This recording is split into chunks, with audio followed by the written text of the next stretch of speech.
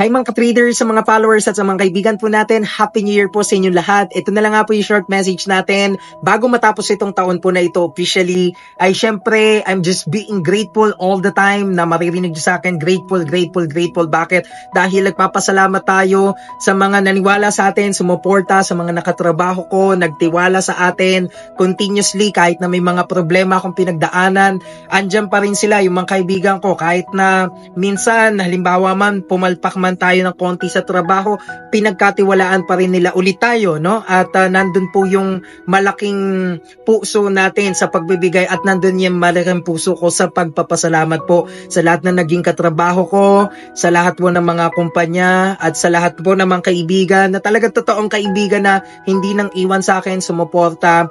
Guys, maraming salamat po sa inyong lahat. Tuloy-tuloy lang tayo sa ating mga goals, sa ating mga mission, and also syempre wag natin kalimutan syempre naman kung isama no sa credits lagi yung kung sino man yung highest creator na pinagkakatiwalaan po natin at pinapaniwalaan po natin. Kaya guys, sa lahat po ng mga kaibigan ko dyan, hindi late man ako mag-reply sa mga followers ko, sa mga sino pa ba yan, mga mentees, clients, syempre minsan unawain nyo na lang po pero mahal na mahal ko kayong lahat kasi kung wala yung mga kaibigan ko, syempre walang susuporta sa akin walang magpupush up, no? Walang magpupush through kung wala din mga pamilya ko. So kaya guys, again, malaking bahagi po kayo ng aking career, no? Lalo na ngayon 2024, napakaraming breakthroughs, napakaraming opportunities, mga trabaho na naibigay po sa atin. Hindi lang yun para sa akin, ang gusto ko ibahagi din po yan sa mga talagang totoong kaibigan ko na naniwala sa akin.